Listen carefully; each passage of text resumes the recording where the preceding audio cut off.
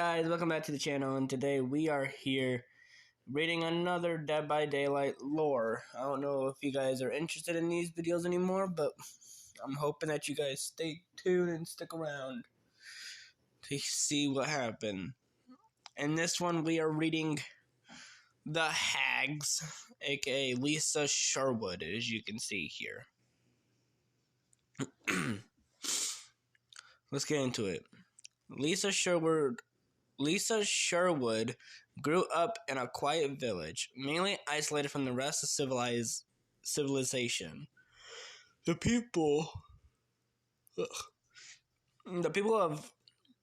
the hamlet were kind, and the elders kept old traditions alive. After keeping the peace by personally settling the ever-rare disputes, Lisa was particularly fond of the charms they taught her to draw for safety and good fortune. One night, as she was walking home through the woods, a terrible storm struck without warning. Howling winds whipped at her hair as she stumbled through the swamp. Her rain-drenched dress plastered to her skin. In the slick, wet mud, she lost her footing, careening backwards and striking her head against rock. Slipping in and out of consciousness, she strained to identify the dark shapes approaching her from between the trees. That's the last thing she could remember. Her kidnappers kept her chained to the wall in a flooded cellar. Though dimly lit, she could see others whose large open wounds swarmed with flies. It took merely a day before they returned, carving chunks from the prisoners' bodies with rusted blades, consuming their very flesh down to the bone. Most she saw did not survive long once the cannibals targeted them. But somehow, deep within, Lisa persisted, starved, infected, and mutilated. After several weeks of torture, her gaunt arms became loosened their shackles. She pulled hard, the metal tearing through skin and muscle until she was free.